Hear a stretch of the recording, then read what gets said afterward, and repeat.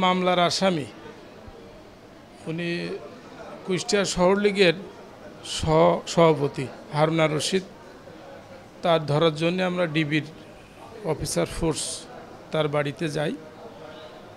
তার বাড়িতে ঢুকতে সে তার সামনে একটা দোকানে চেয়ারে বসে আছে। প্রথমে আমি যাই, সালাম দিয়ে আসসালামু আলাইকুম, সে উত্তর দেওয়ার পরে আমার অন্যান্য ফোর্স অফিসার এসে আমার পাশে দাঁড়ায়। তখন আমি বললাম যে আপনার নাম কি? বলল হারুনা রশিদ। বলার সাথে সাথে সে তার উপরে হয়তো বাসা, সে দৌড় দিছে।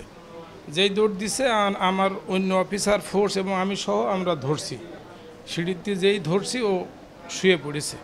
তখন উপর থেকে ওই হারুনা রশিদের ছেলে আর তার ওয়াইফ আসছে এবং ছেলে সম্ভবত আমার তো মাথা নিচে আছে, তাকে ধরছি।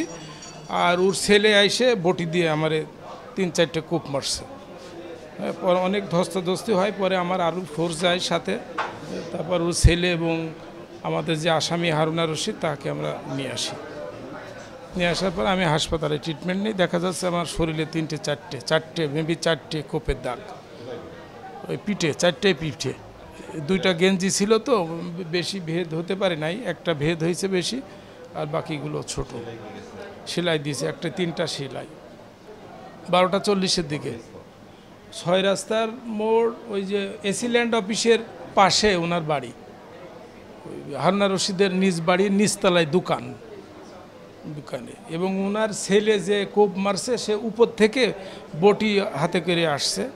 এসে আমরা ওনার বাবাকে ধরছি আর উনি কোনো কথা না জিজ্ঞেস করে ওর ছেলে কোপ মেরছে। এবং আমার অন্য অফিসার ওয়াইদুর সাহেব ছিলেন এবং ফোর্স ছিল আমাদের নিচের দিকে, তা আসামির দিকে, কিন্তু সে সিঁড়ির থেকে উপরে নামেই কোপ মারছে। ছেলের নামটা আমি জানি না, তবে সে আমাদের হেফাজতে আছে।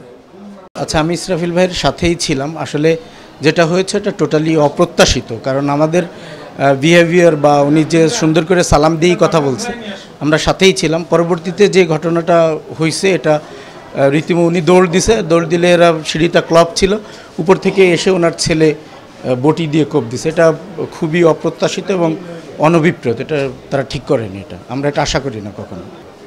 আসলে পূর্বেরটা তো বলতে পারবো না, আমি আমার যতটুকু জানা এটা এখানে শহরকেন্দ্রিক, এটাই হয়তো প্রথম। আচ্ছা, রোগীটি হচ্ছে মারামারির ইতিহাস নিয়ে আমাদের ইমার্জেন্সি ডিপার্টমেন্টে আসেন। ওনার নাম হচ্ছে ইসরাফিল, 55 বছর বয়স।